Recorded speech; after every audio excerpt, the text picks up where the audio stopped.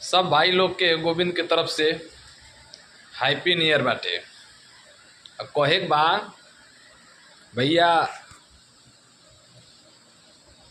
एकदम मस्त रहो लोगिन आ नया साल पे एकदम जे जहाँ बा खुश रहे, माता रानी के सदैव आशीर्वाद रहे। देख लो लोग मंदिर माता रानी के, देखा मंदिर लोग कता नो देखा।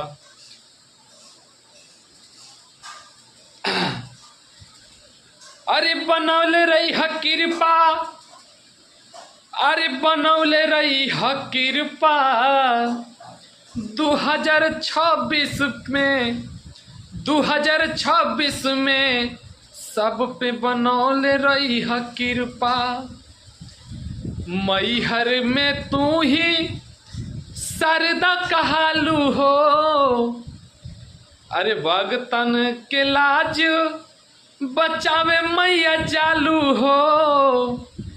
अरे बनौले रही ह कृपा, बनौले रही ह कृपा ए नया साल में माई बनौले रही ह कृपा।